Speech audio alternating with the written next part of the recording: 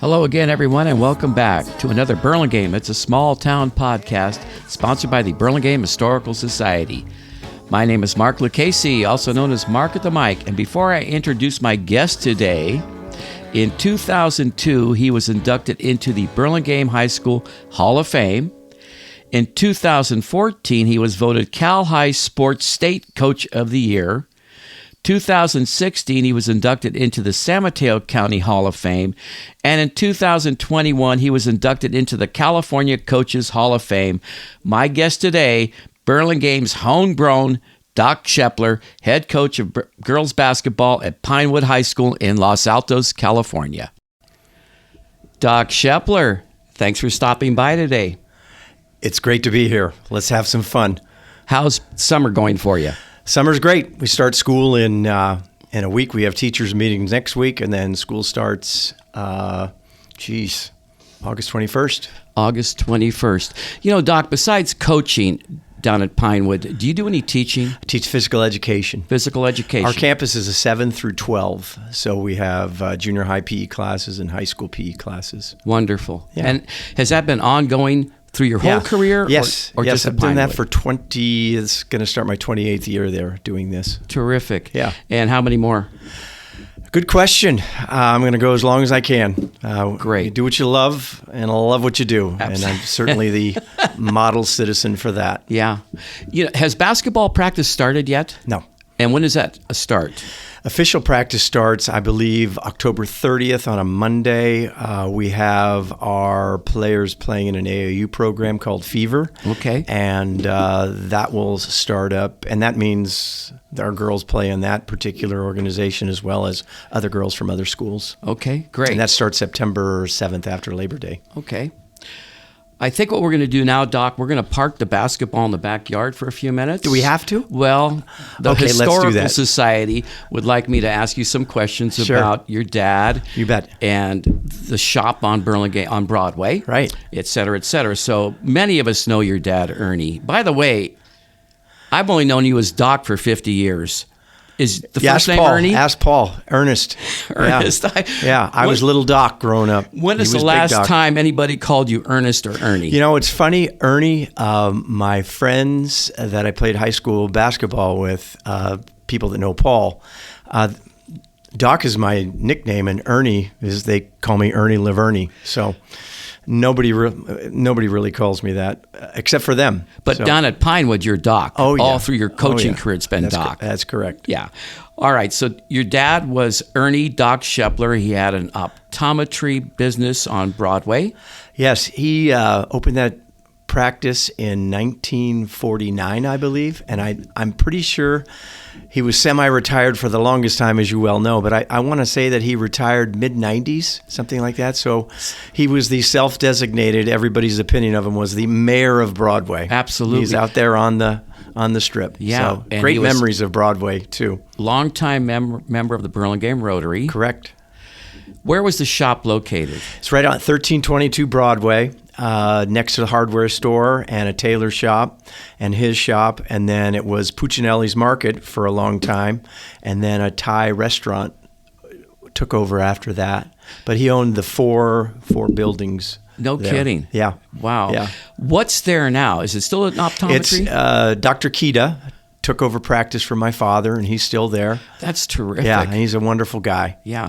Did your mom ever work for your dad or anything like that? Only when they did the bills on the kitchen table, and it wasn't high level as far as I go. There's papers all around, Oh, yeah. and they're doing bills every month, and Yeah. all in, longhand. That's America's small business. Exactly. Yeah. Exactly. Brothers and sisters? I have an older sister, Jill, who taught equestrian for a long time until she retired.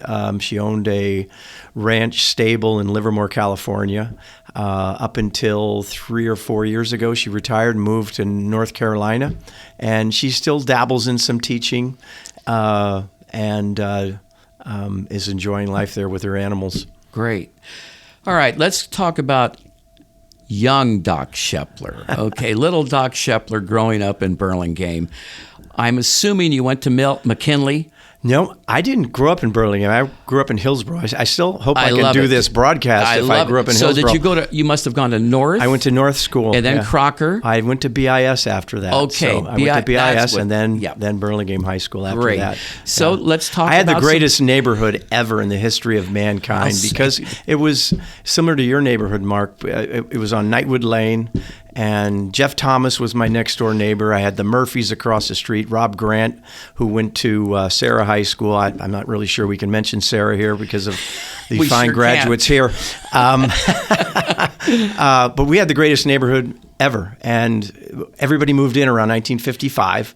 And when we were growing up, we didn't play AAU, we didn't play club teams or anything like that other than Little League. So we had a great neighborhood group, and every summer it was out of the door and playing in the neighborhood and playing wiffle ball and tag and hockey and frisbee golf and all those other things too. It was great neighborhood. Yeah. So when you got to BIS, were you pretty much involved in sports there? Oh, sure. Who was some of the coaches there? Ed Hansen was one of our coaches. Bob Welsh, who was the principal at the time, also coached us in 7th grade basketball. Ed coached us 8th grade. Played baseball and flag football. I didn't run track because I didn't have the speed, but those are the sports that I played there in 7th and 8th grade. Then on to Burlingame High. On to Burlingame High, yeah. Tell me a little bit about that. A great experience at Burlingame High School, playing baseball for John DeVos, Frostoff, and the greatest coach ever, Bob Milano, varsity baseball. I'm sure Mike Sembry would absolutely add to that. He and would. I also played for John DeVos, coached us in Frostoff basketball, and Frank Bettendorf was our varsity coach there. So graduated in 1972. Yeah, I think my brother was 71, right? Correct, Mm-hmm. correct. Any teachers that you remember, that you fondly remember? You know, all the teachers there were great. Chick Hines, Roland Christensen, Naomi Sellers, Mr. McNitt, Alan McNitt, just wonderful role models. Phil Hartlob, I mean, tons of them. Al Biggs, just all great teachers. All in it for the right reasons, too. Any classmates you'd like to plug? People that I'm still in contact with. Who was your best buddy at Burlingame Clark High? Anderson, quarterback, football, played basketball as well, and a catcher in baseball. Lives now in San Diego, but great group of guys. My senior friends were Phil Williamson, all the guys. I mean, we're all very close. All the athletes were teammates, and are great teammates. Yeah. And Terry Freethy, Steve Kircher, Ray Rotolo, Jeff Thomas, Todd Bauer. A matter of fact, we're going on an excursion to the Masters as a group next April. Next April. That'll be fabulous. It should be fun. Be fun. All right, let's go to some time after BHS. Okay. After Burlingame High, what happened? Well, I took a circuitive route. I started at Santa Clara, and I knew in high school that I wanted to be a PE teacher coach, but I didn't make a great decision in terms of where I went to school based on what I wanted to concentrate on. So they had teaching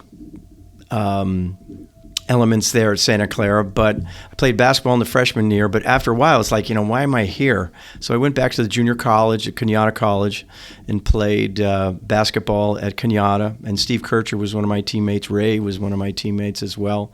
And I played golf there as well. We started the first golf team. The interesting to note is we called ourselves the Tarzan team because we were always swinging in the trees, if you will. Swinging in the trees. And after that, I went to UC Davis for a half a year.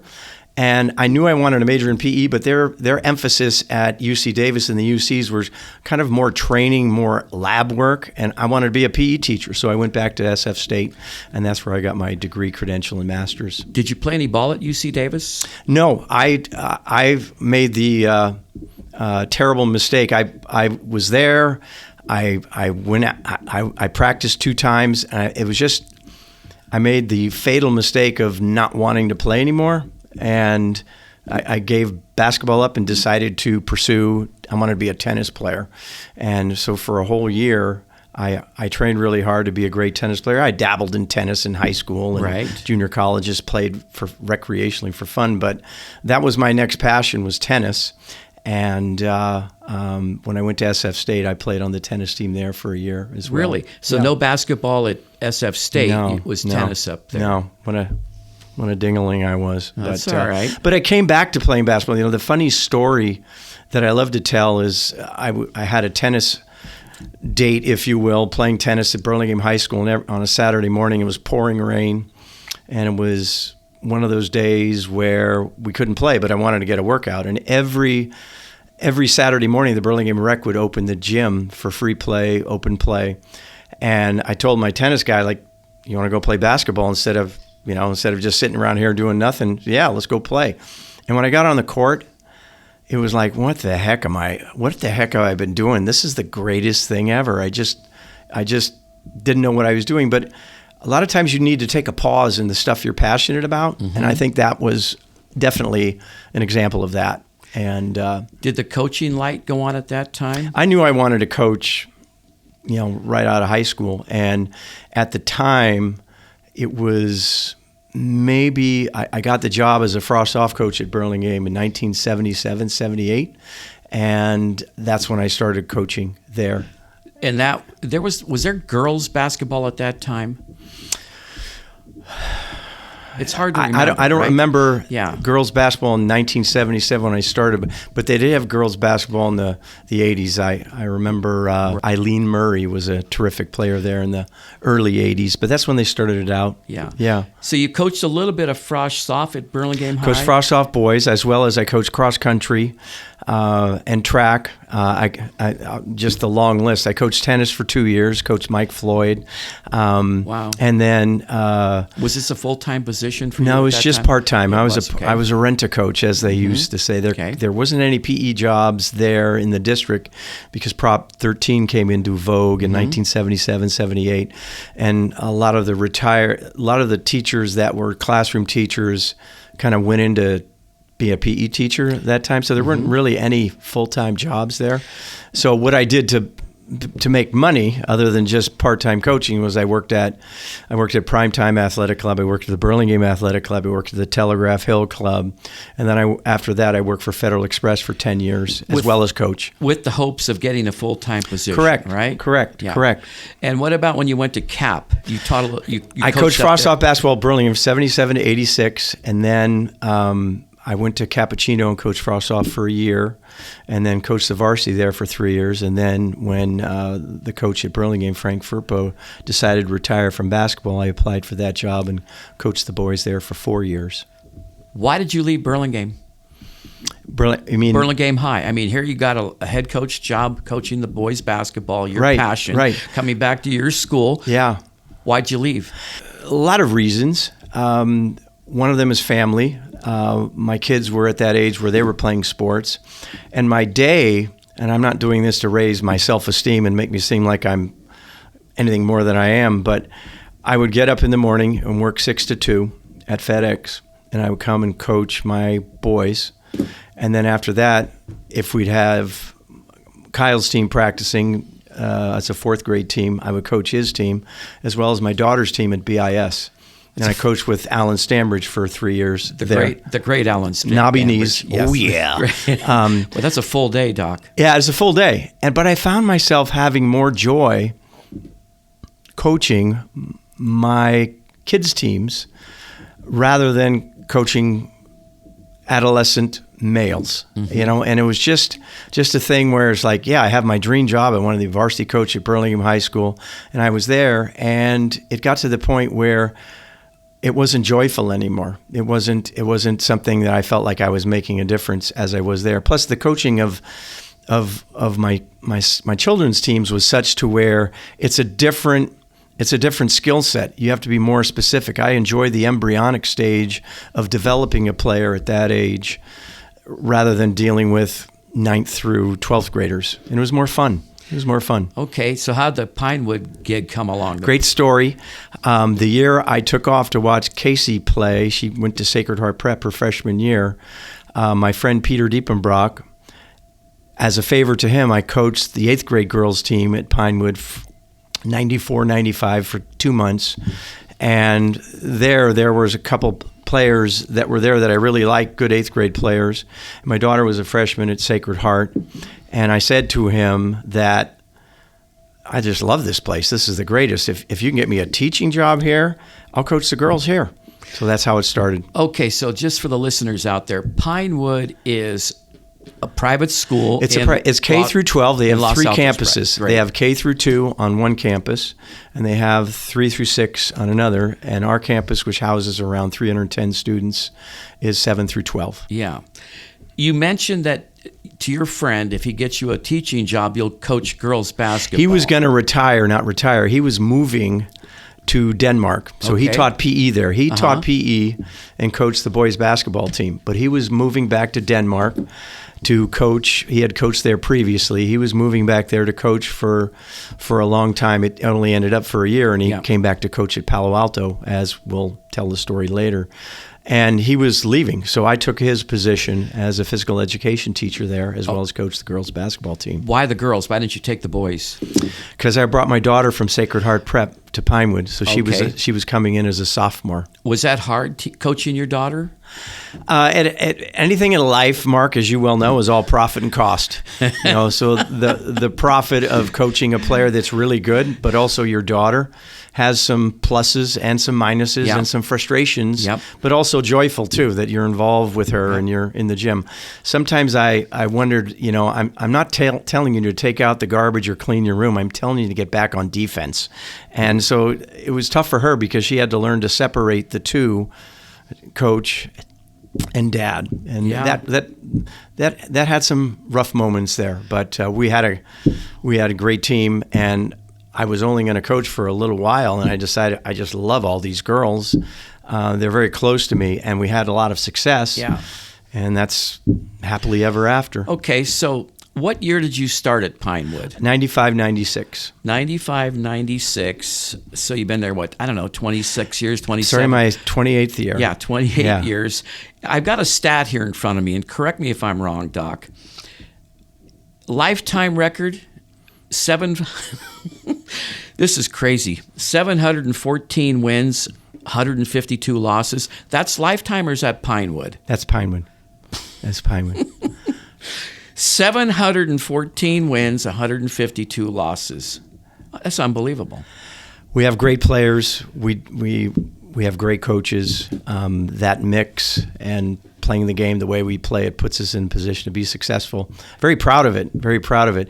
I didn't even know that. When people ask me what's your overall? Our team won my 700th game this year. I didn't even know. How many wins you have? I don't know. Yeah, it's not important. Like I said earlier, it was tough getting stats out of you. Okay, so I have a quote that I got from the Pinewood High website. I'd like to read it, and hopefully I can do this. It goes like this: with all that's going on in the world today, we are fortunate to get together with our team each day and spend a couple of hours doing what we love most. Now, let me go on from that's a terrific quote, by the way. Sure. So I guess that love, and here we go with the stats, okay, I guess that love for what you guys do every day has translated to 26 league championships, 10 Northern California championships, and 6 California state championships. 14 section championships, too. Okay. Just thought I'd throw that in. No, so you overlooked that. Oh, my God. We don't want to overlook anything. So that is astounding. It's fun to win. Yeah, I guess it's a good thing. Yeah. Have you ever had a losing season? It doesn't sound like it. We've had some rougher seasons and some, but I don't think we've ever had one where we had more losses than wins. Is there recruiting that's going on, Doc? Any recruiting? As I quote people on this, is that we don't recruit, we attract players. So our program and how we treat our players and the style of play and who they are attracts people that want to come to our school and come to our program. Yeah, that's okay. I think it's important that I mention this right now. All the accolades and awards you've received. I think the most impressive thing to me was being chosen as the 2019 Pinewood High commencement speaker. That is pretty cool stuff. You spoke in front of the graduating class and their parents. Yeah, grandparents, faculty members. Yeah. How did that come about? Were you warned months ahead of time or what? Five of my players were in the graduating class of 2019, and they basically stormed the principal's office and said, "We want Doc to give our commencement speech." So I'm just kind of kidding with that. No, it was something to where it was agreed upon by my players' suggestion and other people as well, that they wanted to hear what I had to say. So it was fun. It was fun to do that. I took great pride in preparing to Were you given ample time ahead of time to prepare? Because that speech was powerful. Yeah, 3 months, and I did everything I could to make it as best and as fun as possible. Because I remember, and I think you remember this too, is that Jim Valvano, when he gave his cancer speech, he talked about having a great day. Well, what involves a great day is where you laugh, you think, and you cry. And when you make a speech, when you watch a movie, when you write a book, when those things are in play, it makes for greatness. So I always like to inject humor, I like to inject thought, and I like to inject emotion in anything I do. So, well, with that, why don't you share with us the 5 nuggets that you called them, that you spoke to your graduates about that night? There was 5 nuggets. Sure. Well, the first nugget is being a hard worker. You know, being somebody that's an ant, not a slug, and being a hard worker is something that you get respect. When somebody's a hard worker, you're a respected person yourself, and your vocation working at Molly Stone's, you're respected as a leader because you did everything at the store. You're a hard worker, and that's part of it. And a lot of times with kids nowadays, it's cool to be a slacker. It's cool not to care. I didn't really study for the test. No, it's like as you go through life, you know, it's not how cool you are. It's how human you are, and hard workers are respected. The other one is being not a rock but a sponge. Being a great learner. Great learners have this feeling that they constantly want to evolve and get better at everything they do. The other thing, too, is being a great teammate, being selfless instead of selfish.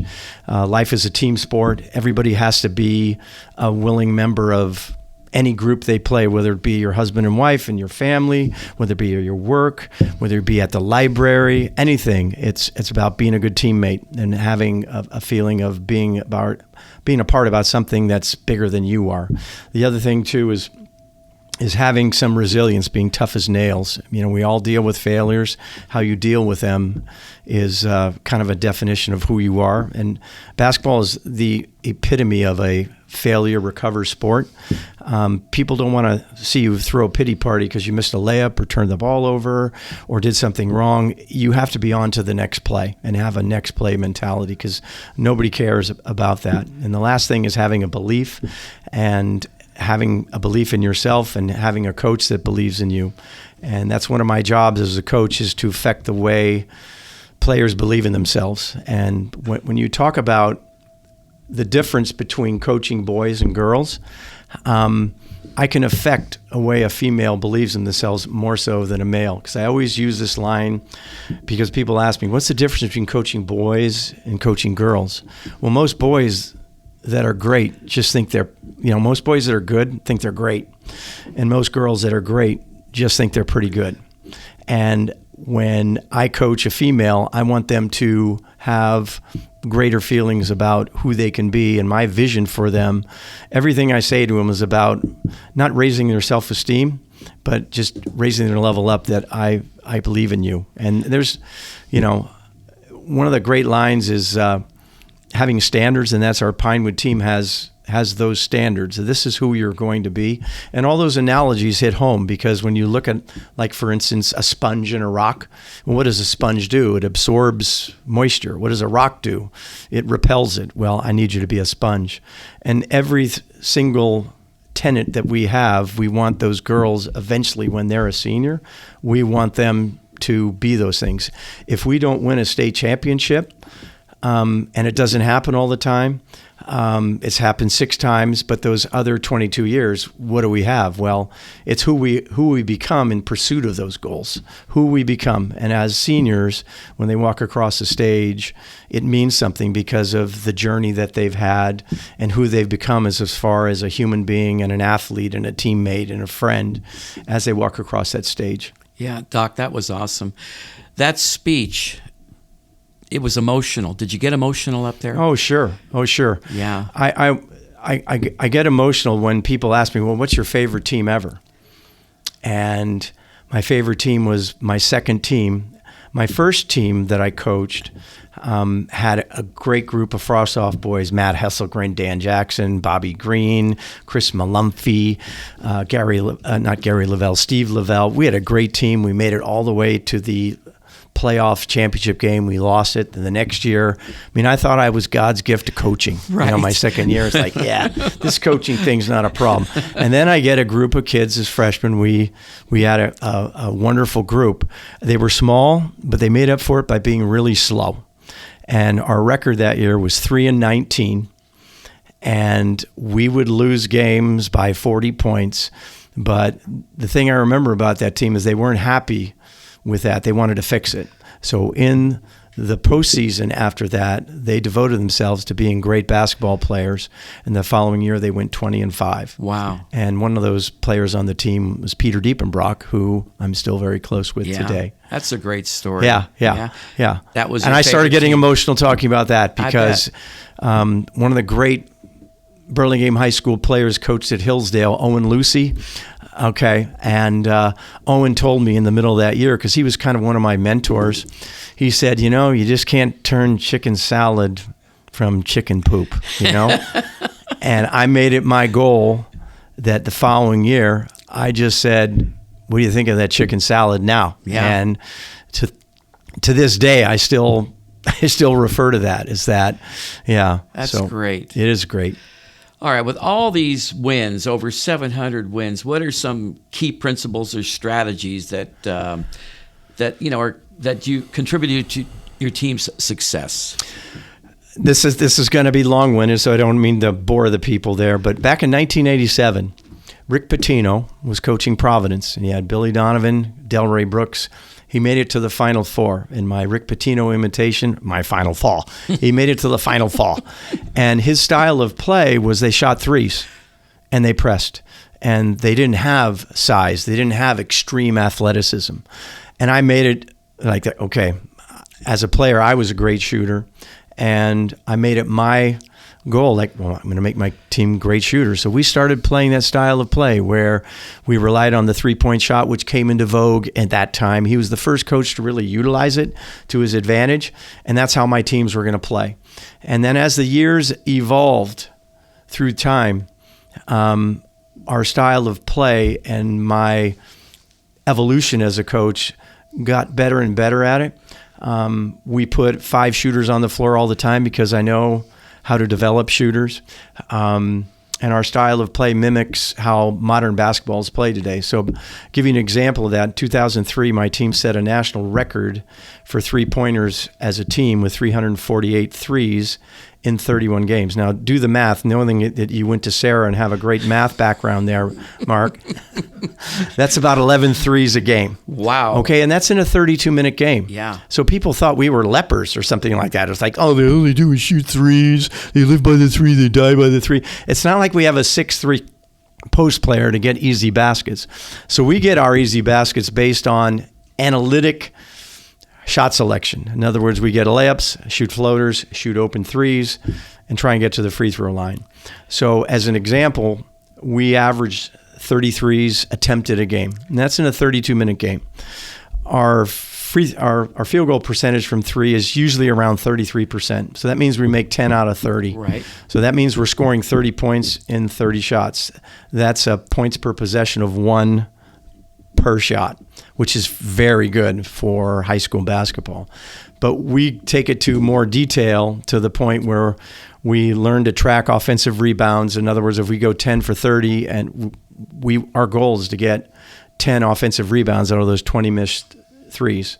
And as a result of getting those 10 offensive rebounds, we get 10 more possessions. And if we make 3 out of 10 of those, that means 9 more points. So instead of saying, well, you shot 33%, that's not very good. It's like, no, we actually made 10 out of 20 shots. So our points per possession is like 30 points in 20 shots, which is 1.5, which is unbelievable.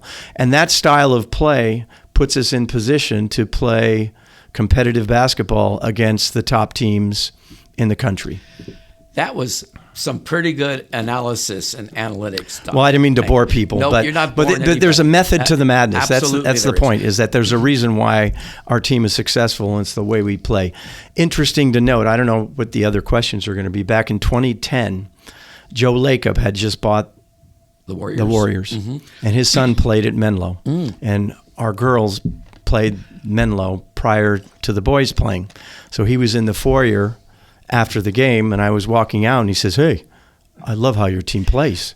I love how your team plays. They play great. And it's like, thank you. He says, that's how I want my Warriors to play.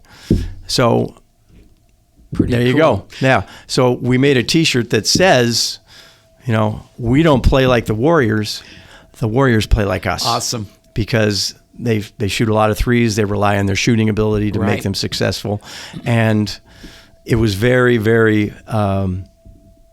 great that, and the girls know that. I mean, they know that, the Warriors run a lot of our sets. They run a lot of our actions. They run a lot of this. That's great. That's right, they do. That's right, they do. That's right, they do. And this is how modern basketball is played now. If you watch basketball now, all the teams in the NBA average like 40 to 45 threes taken a game. They didn't do that in 2003, but we were doing it back then because this is what I saw for our basketball teams to be successful. So you sort of modeled Rick Pitino's behavior or his coaching skills? No, basically the eclectic part of being a coach is that you gather from everybody. My coaches at Burlingame High School, I took something from each one of them. Mm-hmm. Frank Bettendorf was a tactical genius in terms of preparing a game plan to take away what the other team does well. If they've got tall players, if they've got one dominant player, if they have a great point guard, our whole defense was designed to minimize their effectiveness.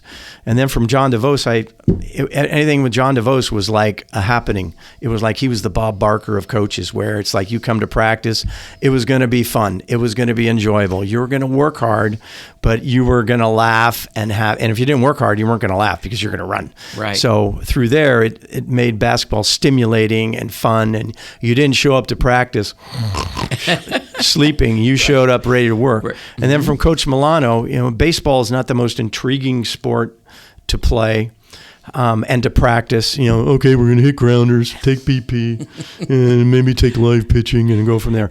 But everything on the window of the coach's office was scripted to the minute of what you're going to do in practice. And as a pitcher, I had to pitch batting practice, run the outfield, field bunts, bunt myself, run the bases, hit ground balls, do situations. So for 2 hours, it was total stimulation. It was total organization. So in my coaching, having those three great coaches like that, our practices are 2 hours of something where they're doing something all the time. The pace is always quick. They're always shooting. They're always driving. They're always finishing. They're always playing 1-on-1, 2-on-2, 3-on-3. They're always doing something to become a better basketball player, as well as our tactical side, the stuff we run. So those particular things. With Rick Pitino, I mean, through the years of my coaching, which is I don't know how many, 47, something like that. I mean, my purpose is to get better every day. If I ask my girls and demand them to get better every day, well, I better do the same thing. So I'm always looking at different ways people are teaching skills, different offensive actions, different defensive actions. I talk to coaches all the time. I've done podcasts and other informative things on system basketball and Coaches Clinic, where I've done how to develop a shooter. I watch them on YouTube. They're excellent. They're a lot of fun, actually. They're very thank you. Good. Thank you. And you got to make it fun. You got to make it fun. So, okay, so speaking of your teams, and you gave us your offensive sets, what about defense? Do you run a press at all? It depends on our personnel. We pretty much we don't trap and press and do all that sort of thing, except in certain situations with certain teams that you have. You want to gear your defensive mindset to the personnel you have. We play man-to-man, and we play man-to-man 99.9% of the time. Straight man, fundamental sound, principled man. There's three qualities of a great defensive player: that they have to have the athleticism, they have to have the principles, which comes from practice and development and things like that, and they have to have the desire to play and play together. So basically defense is putting 5 people on the floor that are going to be on a string, playing together, being connected. And one of the things I'm really proud of, people think of as, play when you shoot a lot of threes, it's all this, it's all that. But our man-to-man defense is something to where the basketball gods look down at us and go like, they play great D. They play great D. Have you always been a man-to-man type guy? Yeah. Sometimes, my earlier years, we would play zone depending upon the talent of the other team. But as I've learned through the years is that you can tailor your man-to-man with zone principles. In other words, if Mark is the best shooter in America, I'm not going to let Mark get an open shot. But if Ray can't hit anything, I'm going to let Ray shoot. And I'm going to be in more help. I'm not going to help off Mark. I'm going to help off Ray. Right. And if this person's a great penetrating point guard, we're not going to help from Mark. We're going to help from Ray. And if they have a strong post player. So it all depends on the personnel. It's called KYP, know the personnel, the other team you're playing. So our man-to-man is tailored to take away what the other team does really well. Yeah. Rather than just press and trap and stand in a 2-3 zone. We're going to play defense to where not only that our defense is going to be connected, but when they go on to college, the college coach is going to go like, oh, they've been well coached. Yeah. They know, because most college teams play man. They don't, and if they're a player they have a player that comes in the program and they don't have man-to-man principles, it takes them a while to get it because they didn't have to do that. One of my great, and I don't mean to keep you on this, one of my players didn't play college basketball, a male player. His name is Johnny Kramer. Ray remembers John Kramer, great guy. And he went on to Santa Clara and just played intramurals and stuff. And he came back to me and said, I was playing intramurals. I don't know why I was jumping to the ball. I don't know why I was screening out. I didn't know why I was helping on a drive. I didn't know why I was screening out. I didn't know why I was denying the post in a particular way. And I said, well, John, you were trained to do it because when people play baseball, after they hit the ball, they run to first. Well, at some point in time in your life, when you were young, somebody had to tell you to run, and it became a habit. Well, that's what defense is habits of reaction to do the right thing at the right time based on action-reaction, and it's our job as coaches to put them in a position to have the proper reaction. Basketball is an open skills sport. There's so many variables to it, but there's certain things that are tenets, biblical tenets. God is talking to us, you shall jump to the ball every time. And if you don't, you're going to put yourself in position. I was talking to another coach about, I give an example of a player that played for the Warriors, Jordan Poole. When he played, it was like playing 5-on-4. He just low, poor defensive player. So when he's on the floor, he's offensively spectacular, he's terrific, but on defense, he's not good. And great offenses take advantage of that. Even though his guy might not score, he's not involved in a rotation. He didn't do a good job. So the other 4 have to make up for that. So we want 5 players on our team operating as a single unit where everybody has a job to do to minimize the scoring opportunities of the other team. Yeah. Sorry to bore you. You're not boring me. This is very interesting stuff, so keep it going. I'm just wondering, do you ever have the girls practice against the boys? Sure. It takes the right male to play against a female. They have to have no ego. They have to look at it as a workout rather than, I'm going to come in and show off. I'm going to come in and bully them. And I'm going to come in and put them in a position where they might get hurt. So if they have no ego, and the other thing too is it's almost a skill that they have to learn to play at a level just a little bit above what they play. And I like with playing against the males because when you play against the better teams in California, they have a little more length, a little more athleticism, a little more strength than we do, by and large. And it helps us to play against those types of players to prepare them for that. We had a young man come and practice with us this summer whose father's a coach of Golden State Warriors, Kenny Atkinson.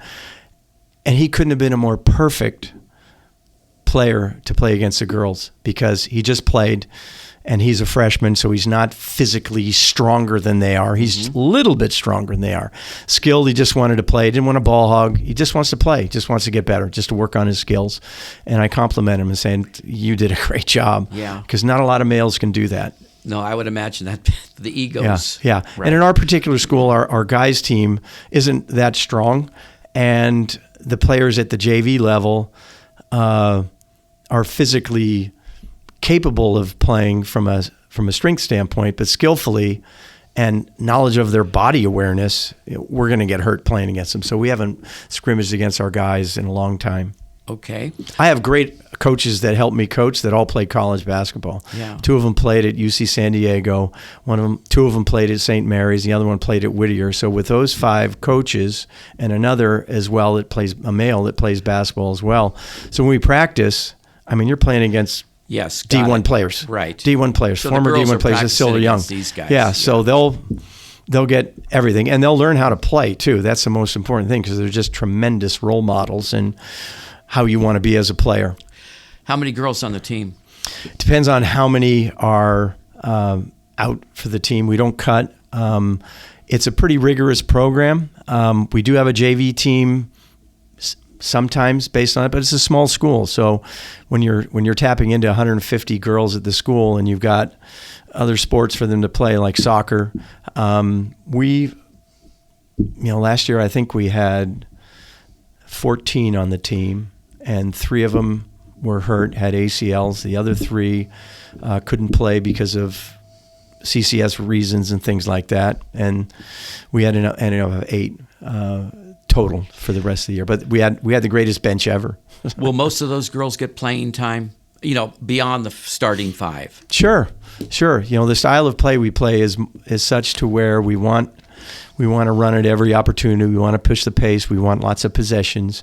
And I always say to players when they ask, what can I do to play more? Well, for our team, if you can shoot threes and play great D and be connected with the other girls, you're going to play. If you can do those 2 things. And at the NBA level, they call it a 3-and-D player. And those are in hot demand now. So I don't have to name names, but if the Warriors had more shooters as well as defenders, I mean, when you look at the Warriors, when they lost in 2019, they had Iguodala, Draymond Green, Sean Livingston, all these guys that couldn't hit threes, and they didn't have Kevin Durant. He went out, and they didn't have enough shooters on the team. So all of basketball now at the highest levels is, can you shoot? Can you play defense? You called it 3-and-Ds. 3-and-D. I love it. Yeah. Okay, so what about Pinewood is not a inexpensive school to go to. It's high tuition, okay? So now you have a parent that has a daughter playing at Pinewood, and she's getting more wood than she is playing time, if you will. Sure. Do you ever get the guy that hangs around after practice and says, Doc, you got a couple of minutes for me? They come from the side. Yeah.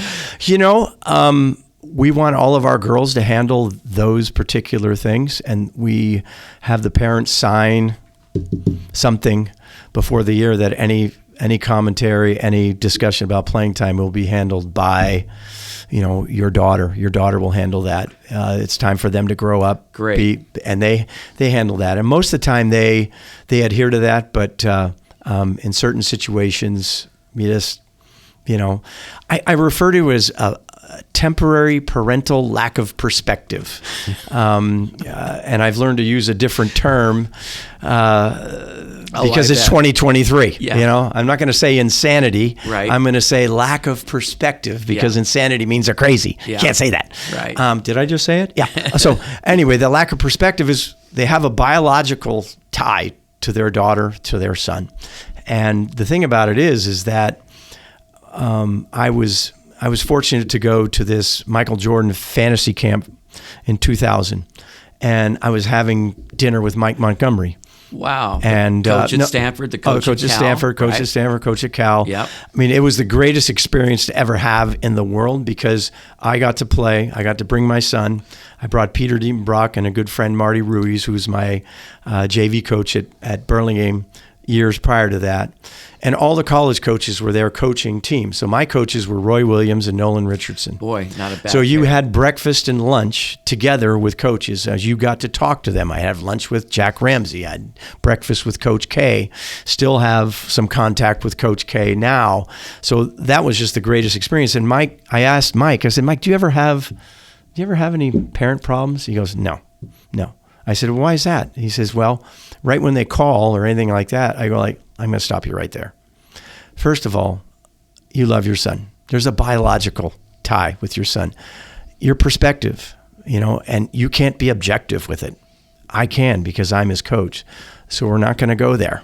And that was something I learned 23 years ago. Early on, yeah. It's like, okay, kids are going to learn to handle their own deal. And there are reasons why kids are not playing as much as others. Sure. And it's okay. But if you're a player in that situation, what do you tell them? What are you going to do to fix it? I need to, when I teach, when I coach, when I make a correction, I want you to get it. You have to want to get it. If you can't get it and you want to get it, I'm going to keep trying to get you to get it. But some kids won't get it because they just don't want to get it. Yeah. And that's one of the things I love to tell a story of. I did a shooting clinic and one of my players was at the clinic and she was the one that was getting it. And the boys were all kind of fooling around and I brought them all together and I pointed to her and I said, boy, you're improving all the time. Why are you improving? And she hemmed and hawed and didn't say anything. And we went on, the clinic was over and she came back to me and said, you know why that I was improving? Is because I want to get it. These other guys, they don't want to get it. And that's one of the keys as a coach is you have to figure out how to get them to want to get it. And when I coach a girl, that door is wide open. The information is flowing back and forth. Sometimes with boys, there's a screen door that filters stuff in, filters stuff out. And sometimes the door is closed certain times where they're going to be that rock. And that's why I coach girls more is because basically by and large, they want to get it. Teenage girls want to please. They want a relationship. Boys are too testosterone filled. They want to be cool. I don't want to get it. Yeah. And that's John smiling or Ray smiling in the background there. That's part of the reason why I love coaching girls. And I work individually with boys. Yeah. And I enjoy that process because it's just me and them, and I've had to lecture them sometimes about wanting to get it as well.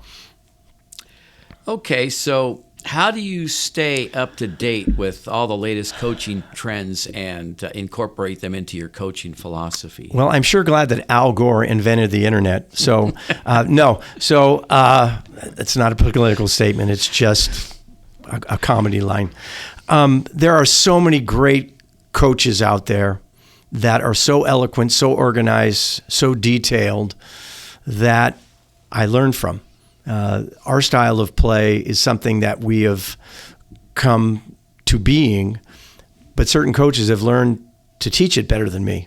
And I always want to get better in terms of teaching something and having a set, having an action that puts our team in position to be successful. So the internet, clinics, books, websites, coaches magazines, things like that. It goes back to one of your nuggets: never stop learning. Never stop learning. You got to get better. If you're through improving, you're in through. Yeah. And that's something that I'll take with me for the rest of my life. Okay, Doc. I got a few more minutes for you. A couple of more questions. Sure. Why don't we talk about some of your former students and where they've gone on to play or where they're attending college, et cetera, et cetera. Sure. So. I'm very proud of all the boys that I've coached and all the girls that I've coached. I think I've had, and with my girls team, I don't know, I think I had the stat that we've had 30 girls go on to play Division I, 25 play Division III, and maybe 9 or 10 play Division II. Right. So currently now, I have a girl playing for Stanford, Hannah Jump. Elle Ladine played for me for 2 years, goes to University of Washington. I have a girl at Tufts. 2 at Pomona Pitzer, 1 at Texas Christian, TCU, I don't know, one of the Texas schools. Okay. Another at Eckerd, in Florida, Cal Poly, a lot of colleges. So it with UC San Diego as well. It's so joyful right now with all the games are streamed. Yep. So I get to watch their games. You can watch. I get to watch their games. Great? And it's I can stay in touch with them, involved in their lives, and give them tips and give them suggestions and go through the frustrations that they're having and celebrate. Nothing could have been more joyful for all of us coaches was to watch Elle play against Hannah up at the University of Washington. Washington played Stanford, and Washington upset Stanford up there. And Elle, who was a rotation player, had one of those games, had one of those Elle games where she had 22, 23 points and dominated the game and basically won the game for her team. Yeah. And she was joyful to coach. Great moment, I bet. Yeah, it was terrific. And all of us were like texting each other during that time and celebrating that. And we're really, really proud of all the girls and what they've accomplished. I have a couple that are doctors now and a dentist. What is she doing now? Well, the great story is one of my players in 2002 got a Division I scholarship to UOP, ended up having a bad experience there, didn't play basketball anymore after that.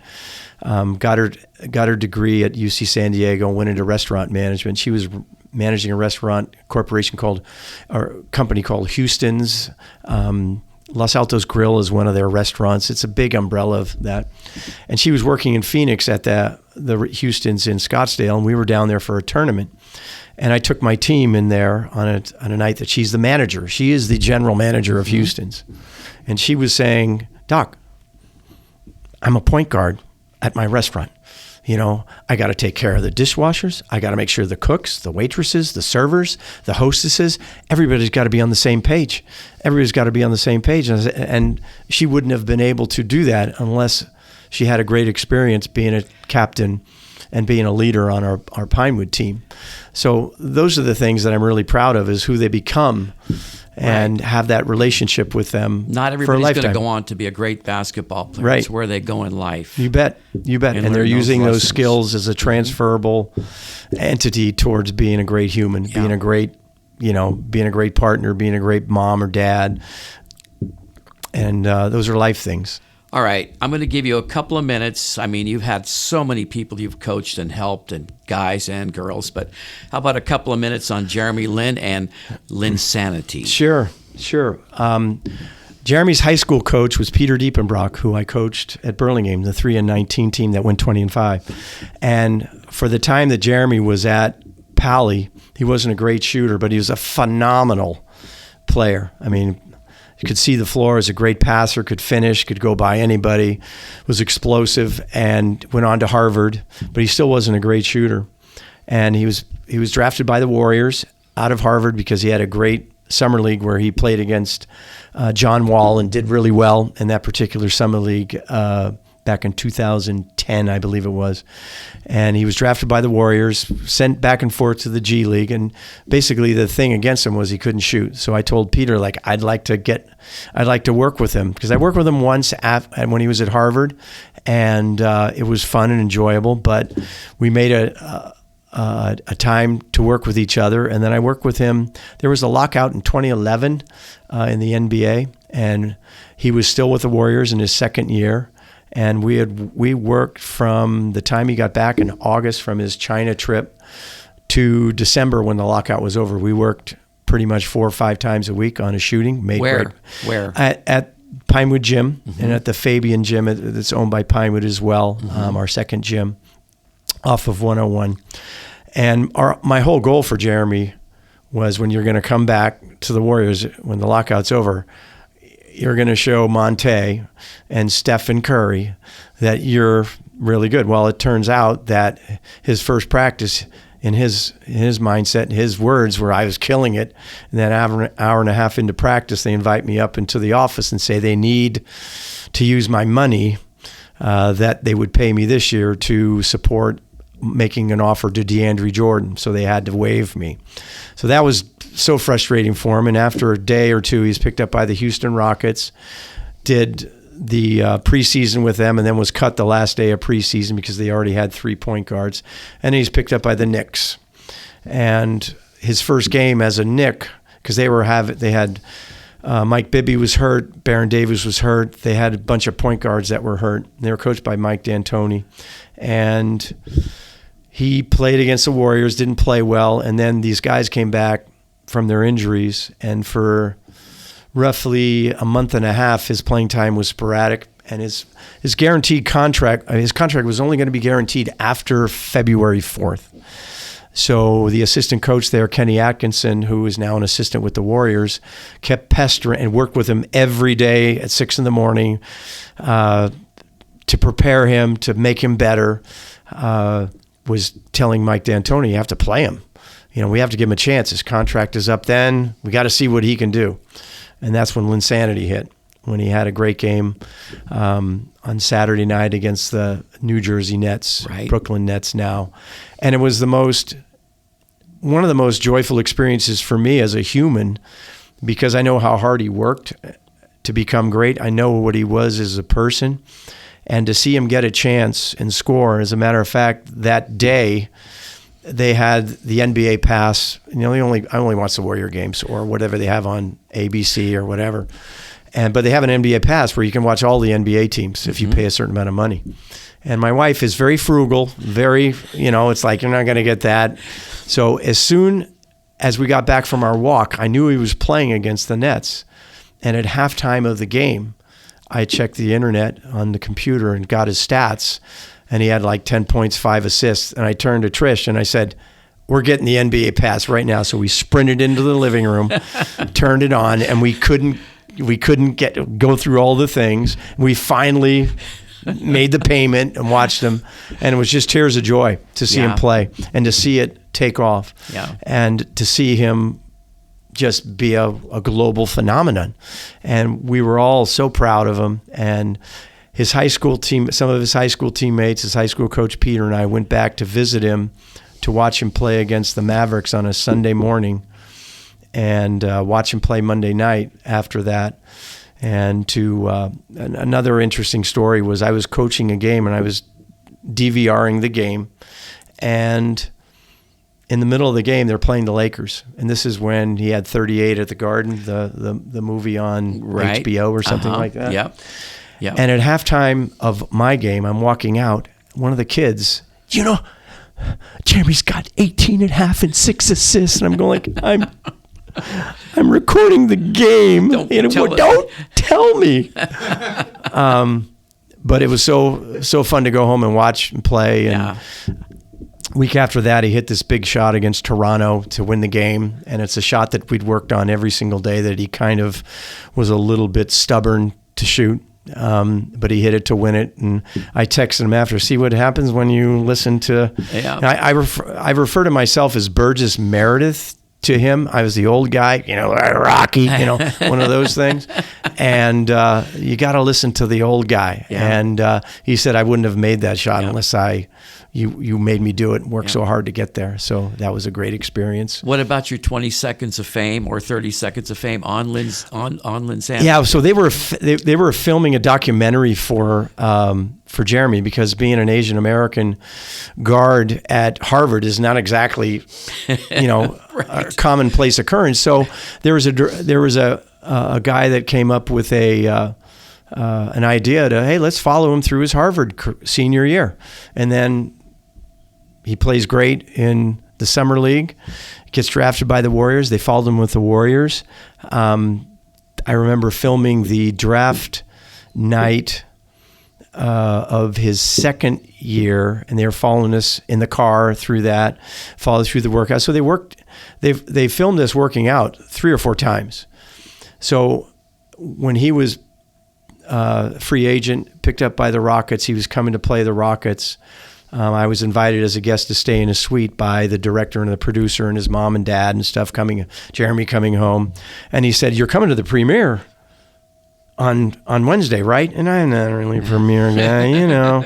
It's like, no, you play a big part in this movie. And I go like, oh, you did film a lot. All right, so I'm thinking Brad Pitt, you know, Robert Redford, Doc Scheppler. Here we go, big star.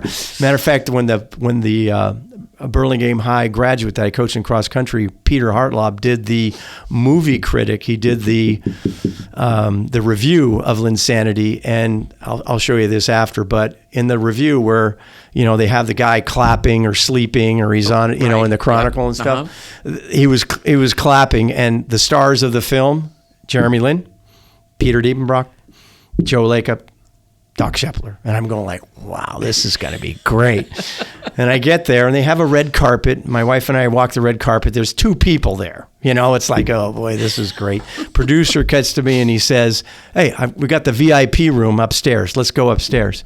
And he says to me, he says, you know, you play a very big role in this movie. I go, oh, thanks a lot. It was great. I'm looking forward to seeing it. My 5-year-old has memorized everything you said in the movie. And I thought, okay, a 5-year-old. How many lines do I have? What are they putting in this thing? And it turns out there was only 20 seconds in there of a workout. Right. And the beauty of it is, from a coach's standpoint, getting to one of my tenets, is my line was, after he finished a particular set, was, how did it feel? You feel good? You look great. He says, yeah, pretty good. I looked right at the camera. He says, you know, if I can just get him to believe in himself as much as I believe in him, he's going to be going places.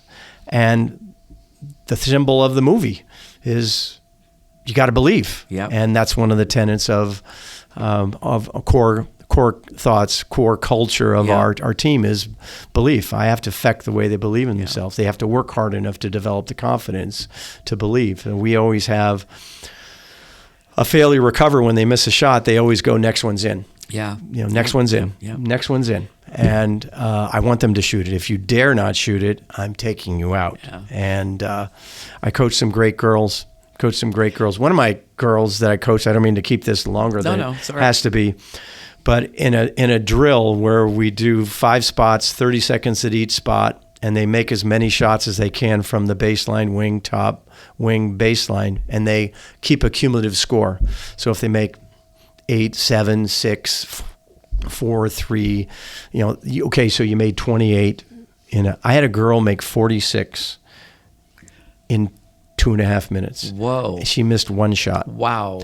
46 out of 47. Wow. And I have to develop a shooter's mentality in her because she misses 2 shots. She's a perfectionist. Wow. So if somebody makes 46 out of 47, they're pretty good. Oh, and my goodness. And I'm not exaggerating. I've witnessed it. And, yeah. Hannah Jump, who's at Stanford, came up with similar numbers to that, and that's why she's on, Stanford's team and best shooter in the country. So I also work with Sabrina Ionescu, who won the 3-point contest. I worked with her after her senior year 3 or 4 times, and she's a marvelous, best learner I've ever worked with. Yeah. But it was great to see her win the WNBA 3-point contest. Doc, you have an arsenal of players. Yeah. Okay. Now I'm going to ask you 3 more questions that my videographer, Ray Tyler, just handed me.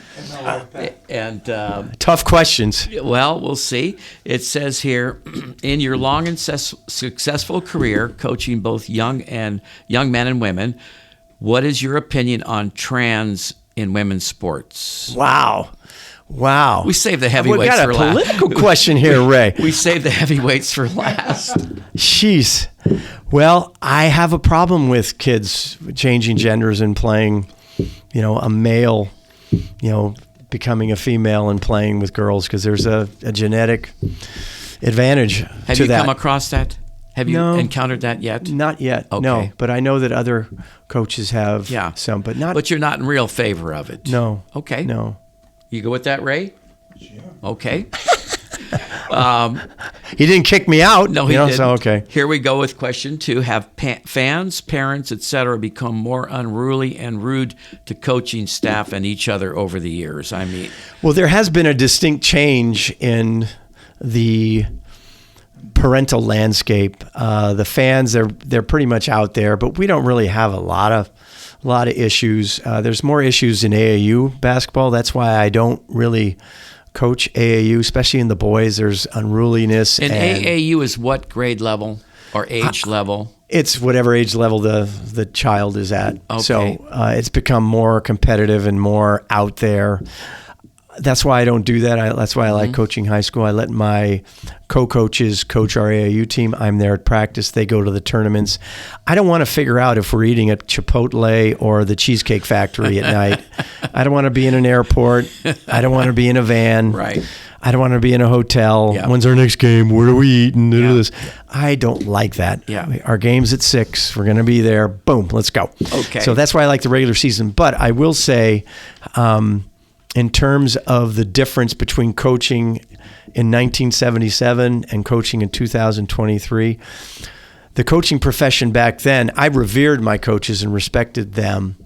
I was a partner with the parents in developing good human beings. And now, and I was part of the process. I was an authoritative figure.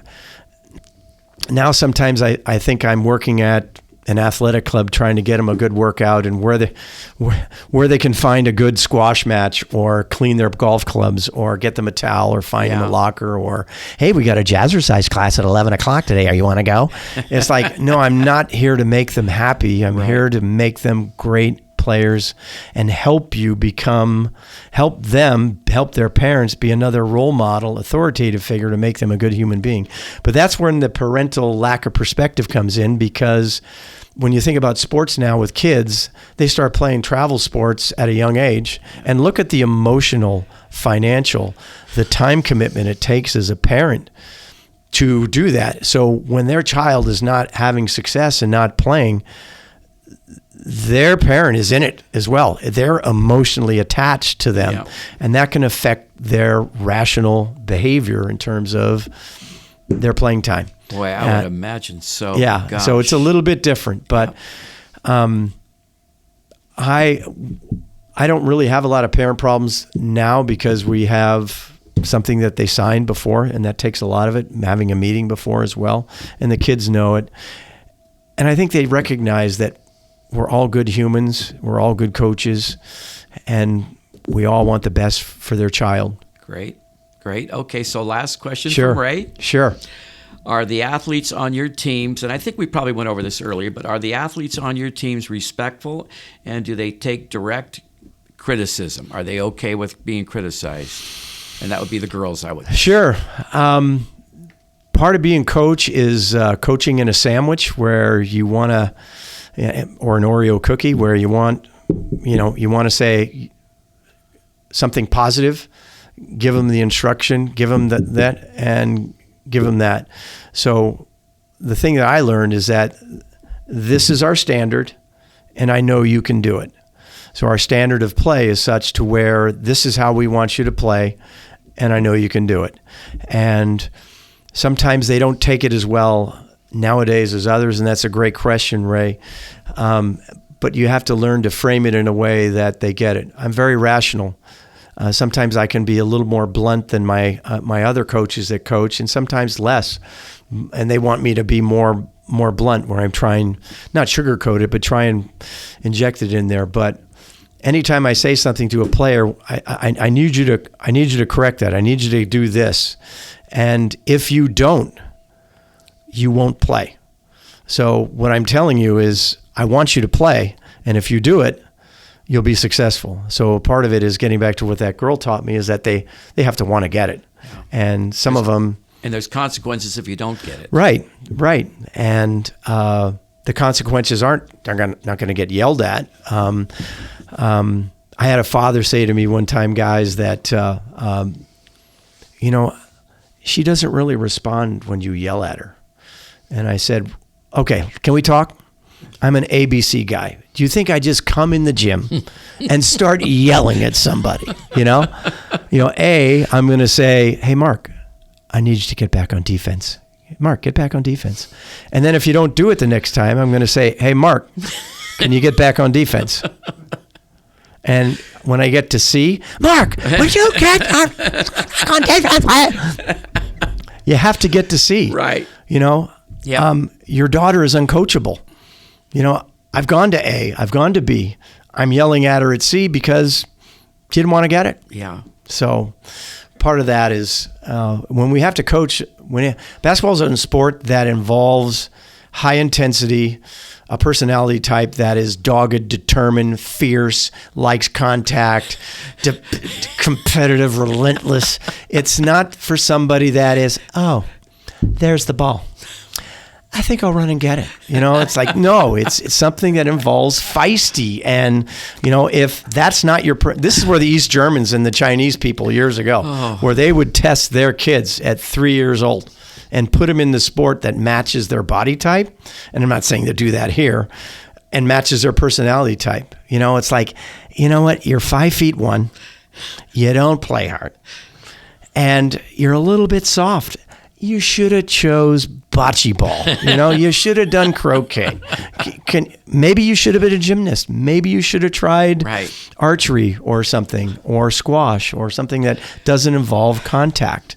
And that's the thing, that half of the battle with players, if they play hard and relentless competitors and they have some athletic ability, they could be a great basketball player. Yeah. With good instruction. And they'll see lots of time. Yes, they play harder. Yeah, they play harder. So, Doc, anyway, how about we wrap this up and you give a little shout out to your wife, Tricia? I have a wife, Patricia Cowley Scheppler. Yep. The light of my life. Yep. How many years married now? We've been married. Interesting to note, terrible Vin Scully imitation. Our anniversary is this Sunday, August 13th. 46 years. Congratulations. Thank you. We have 2 kids. Casey, who's a nurse in Palo Alto, works for a cardiologist. Great. And Kyle does coaches basketball as well. And we have 3 grandkids. Casey's kids are, Declan's birthday is this Saturday. He's going to turn 8. Tegan is 10. Kyle's son Conway is 9. Are they all close by? Yes. Casey lives in San Mateo Park, and Kyle lives in San Mateo Village. Wonderful. So at our house, when it's time to swim, it's like chaos. Yeah, it's the greatest. It's the greatest. And then when they leave, it's quiet. You can hear the pin drop. Oh, my God. Yeah. You value that. So it's great to have them around. Yeah. And once again, when does school start? August? School starts August 21st. Meetings start next week. I'm really excited about those meetings. I bet. We have to go over certain educational terms now, the robust pedagogy. It's like, what? Our curriculum. We'll just say it, Right. Our school community. Yeah. It's our school. It's a community now. Okay, I get it. Community, sure. Yeah. Doc Scheppler, this has been a lot of fun. Great. I had a lot of fun too. Thanks, Mark. Thank you so much for some great information. You bet. Some great history. Now, we went a little bit too long, didn't Doc, we? Who's going to yell at me? Okay. All right. Thank you so much, You Doc betcha. Scheppler. It's my pleasure. Thanks for having me. I'd like to thank Burlingame's own Doc Scheppler, head coach of girls varsity basketball at Pinewood High School in Los Altos, for being my guest today on Burlingame. It's a small town podcast sponsored by the Burlingame Historical Society. Thanks to Kathy and Shelby Lucchese for editing and producing, the great Ray Tyler for video, original music by Bray. You can hear more of Bray at braymusic.com.